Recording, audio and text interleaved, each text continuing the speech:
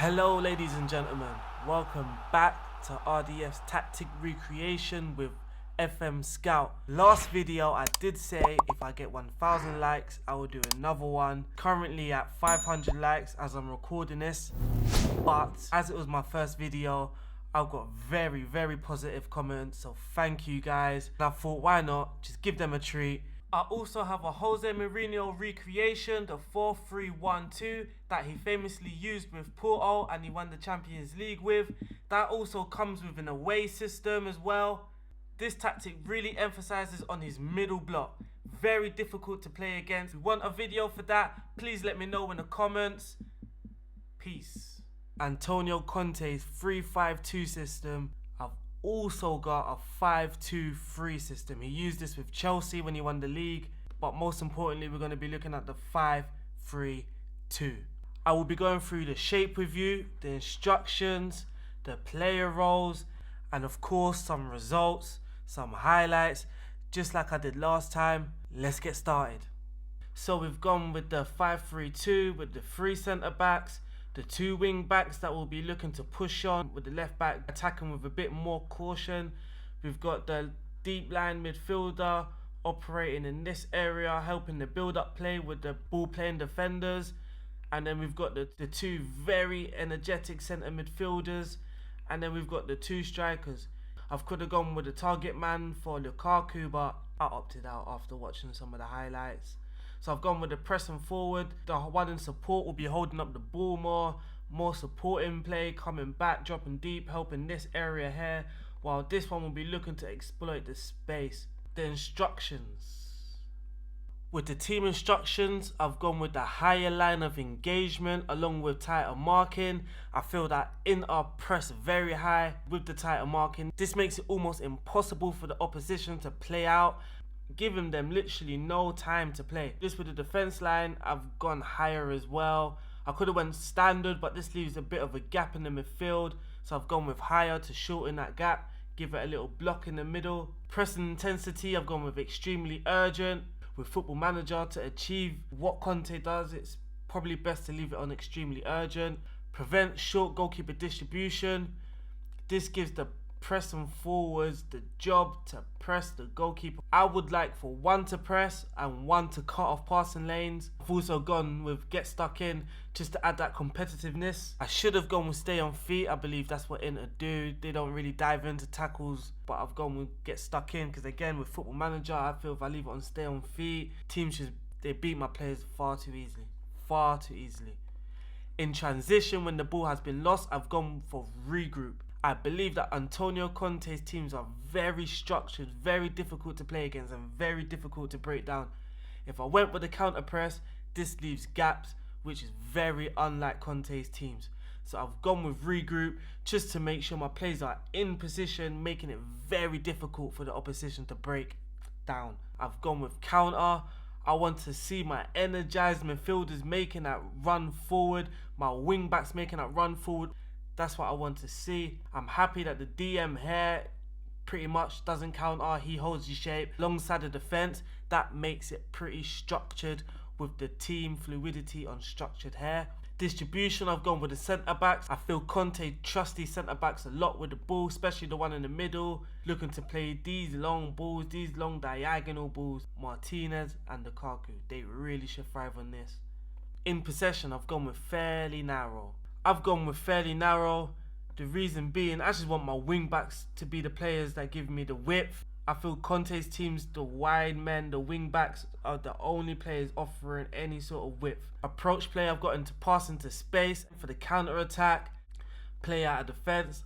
I don't want my keeper kicking the ball long. I want to build up from the back using this deep laying playmaker. With the passing directness, I've gone with more direct. I feel Inter aim to get the ball quickly to the advanced players. I don't feel they play about too much with the ball. It's not really possession based. It's more effective getting the strikers into the game. I've gone with tempo slightly higher. I've gone with shoot on sight. I feel Conte's teams are not afraid to shoot. It just gives the players the opportunity to shoot more often than not, really. I've also gone run out of defence. I want to use these wingmen dribbling alongside these players here. Also giving license for my attacking players just to get at the defence more. For the player roles, I've gone with a sweeper keeper here. Of course, I'm playing a high line. The only reason why I've chose the sweeper keeper is because of the high line, just sweep up any balls just in case. I've gone with the 3 centre-backs on ball playing defenders. I feel all Conte's centre-backs, most of them anyway, are very comfortable in the ball. Especially Bonucci. Oh, he was class in this centre. Centre defender usually on cover for Conte, but given I'm using offside trap, I don't think cover would be wise here. I've gone with a deep lane playmaker. Again, I don't feel Conte's team is overly play, but this guy gives them he's been excellent this season. He's been excellent, just playmaking in this area here. Just keeps ticking. That's what he does. He just keeps ticking. He keeps things going. The 2 centre mids now, the most energized players alongside the wing back. These players here, they're gonna need a lot of stamina. The wing backs and the 2 centre mids, a lot of stamina. So when you're playing games around the 70 minutes, maybe it's wise to sub one of these guys off, sub 2 of them if you're 2-0 up, 3-0 up. And I've gone with the 2 pressing forwards. Again, just relentless pressing from these 2, working hard at the top, making it impossible for the oppositions to play through. 1 is on support, again, hold up play, link up play. He'll be coming to drop deep here, sometimes go out there just to help this, mainly to help these players here, the Mazzala and the wing back. And the pressing forward on attack, he's going to look to exploit any spaces made from the pressing forward on support. Box to box and the Mazzala, they'd be also looking to exploit spaces too. Just a quick summary of the 3-4-3. I don't want to go too much into detail as the 3-5-2 was the one that actually was requested, but I thought the 3-4-3 would give people another option, and also it was an option for Conte, so why not, guys? I've gone for the sweeper keeper just like last time. This time I've gone for the 2 centre backs. This was for Gary Cahill, was on the left hand side. Azpilicueta, I can't say his name, guys. I'm sorry, my pronunciation is just awful sometimes. But Cesar, I'm just going to call him Cesar. He was on the right hand side. Then the centre back was more the David Luiz, ball playing, covering. I've gone for the cover this time, guys. 2 wing backs on attack. I've gone for the box to box and central midfield on defence as the centre mid pairing. I feel this is a good combination. I didn't want 2 box to box in my midfield, so I've gone with the centre mid. I tried the ball winning midfield on defend, which obviously would be the Conte, but centre mid on defend just seems to work better, and it just seems to do what I want him to do. The false 9, this will be the Hazard. The free roam, pretty much just do anything you want. You just go around here. The pressing forward, the Costa, the vocal point in the attack. And I've gone for the centre forward on the right hand side, pretty much just doing everything. Again, coming deep, holding the ball more, dribbling more, moving into channels, roaming from position. Out of possession is similar to the 3-5-2. If we go back to the 3-5-2, it's pretty much, it's the same. Defensive width is a bit more wider this time. For the in transition, again, it's pretty much the same. It's just Conte style, so it's pretty much the same. And the same goes for in possession. This time with fairly wider in possession. I think this works better with this system. Of course, having 3 up top, you don't want them to be too narrow. You want them to have space a little. The passing directness, again, is more on standard this time. I've brought this down a little bit from more direct passing. And that's basically the 3-4-3, guys. Just a quick summary for you guys and tweaks that are very useful. I'm going to start with the mentality. By default, it's on positive. What I did throughout the whole season, I went positive for home matches, cautious away matches. That's my rule. That was the rule. I felt that was also how Conte approached games sometimes. I don't think he would pretty much use the same mentality every single game. You act accordingly who you're playing against. Out of possession, get stuck in can be removed. I didn't have a problem with fouls. Defense can be shifted to standard if you feel that you're giving away way too many chances down the flanks. Defense line, I wouldn't go much higher. I'll leave it on higher or bring it down to standard if you want. The same goes for line of engagement. I wouldn't go much higher. The only tweak I would do is bring it down to standard. Another tweak you can do, if you do want the cover centre back, ball playing centre back on cover, remove offside trap. That's key. If you're a goal down and you're chasing the game and it gets around the 80th minute, counter press is a good option. Or if you need to keep better possession, hold shape. But remember, this is not a possession-based tactic, so you will lose possession. But if you feel you can hold possession a bit more, according to the game, how the game's going, hold shape is a good option, alongside bringing down the passing directness to standard. Attack and width can go to fairly wide if you feel that it's just too narrow and to break the teams down. I noticed some teams I played against a team that had 5 defenders, 2 DMs. I literally didn't know what to do. Shoot on sight could also be removed. I know a few people don't like this option, shoot on sight. I don't know why, I love it. It's one of my favourite instructions in this FM. Hit crosses early is a good option if you have very good crosses on the flanks. If your strikers are excellent off the ball with good agility and a good acceleration, hitting early crosses could be an option to unsettle defences.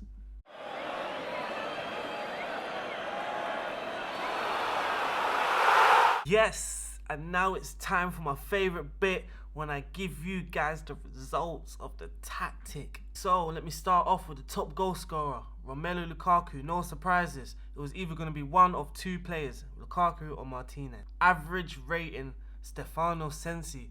Now I'll show you guys the best team of the season was this. I did want Brozovic as the deep lane playmaker. For some reason, when I made this switch to make Sensi the deep lane playmaker, the team seemed to click much better.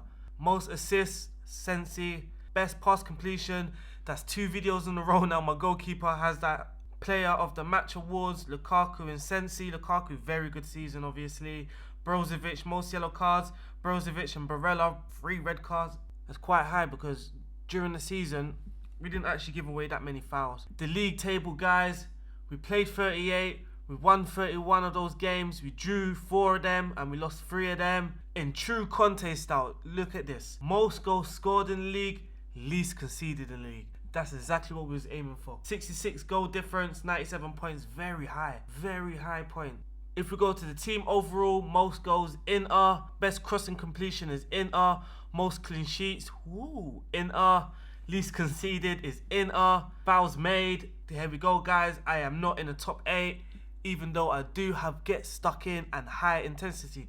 That just shows with the right instructions and the right team shape, with the right player roles, it can work. You're not going to give away too many fouls with the get stuck in. Let's just get a little more details now. Roma ended the season with the best form. We finished 10th on the best form. We won the league pretty early actually. I think there was around the 31st game or the 32nd game we won the league. Difference between the points is crazy. 97 points, we have 76. So what's that? That's 21 points. It's crazy stuff. But Juve drew 11 and lost 8. Roma lost 8. I pretty much never had competition the whole season, so that's out of my hands. Not much I could have done about that. So here we go. In our most goals, best crosses completed, goals from corners. We only scored 6 all season, so that's another interesting stat for you guys who dislike scoring a lot of set pieces, though we have the highest goals from direct free kicks. Again, that's really out of my hands. Indirect free kicks, again, 5. We're not up there, even though I do have a set piece installed, but it's not going to get you the most goals, so it's not heavy reliant on set pieces. Chances created though, most chances created in the league. Shots on target, we're 1st. Conversion rate, again, not the best, we're 5th. Fouls against, wow, we're there. Fouls made. 10th guys, that's with get stuck in and pressing intensity all the way up. Let's go to defending stats now. In our least goals conceded, tackles won, 7th, that's pretty decent. If we go to our team stats now, Lukaku scored 23 and 37, Martinez scored 16 and 29, Brozovic as the box-to-box scored 10 and 36. Again, he was the one exploiting that space created by the 2 strikers. The most assists comes from Sensi, Lukaku as the holding striker, D'Ambrosio as the right wing back, Kondreva as the right wing back as well. Another tip for you guys, I used Ambrosio for the away games, I used Kondreva for the home games. Kondreva more attacking, D'Ambrosio is more offensive minded. Asamoah, so the wide players do get a lot of assists, and that's of course because of the system. If we have a quick skim through the fixtures, you see here we beat Fiorentina 6-1 in the first game. We started pretty strong in the league. You know, we won our first 5, first 8, 7, 8, 9, 10. Oh, wow. Wow.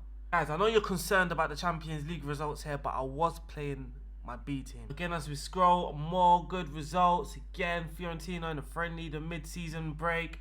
We love playing against Fiorentina. We went on another good run. This run included great away wins at Lazio and against Juventus. We got a draw away to Napoli, who done very poor in the league. For 11th, Napoli. Crazy stuff. We lost against Milan at home. We beat them away, so it's 1-1 on that. If we want to be a little bit more petty, we got the away goal. We drew against Hellas Verona at the end, and then we lost against Bologna at home. Is that how you pronounce that team? Bologna? I'm going to say Bologna. Bolognese, Bologna. Parma at the end, 1-0 victory. That's the results for you guys. I hope you enjoyed the system. Please remember, positive at home, cautious away. We have a 3-4-3 system or a 5-2-3 system for Conte as well. I will also be giving you a mirror version of this tactic. I've noticed that pressing forward on support on the right, but I wanted Lukaku to be the pressing forward, and I didn't want Lukaku to be on the right hand side as he is left-footed. So yeah, that's it guys. Thank you.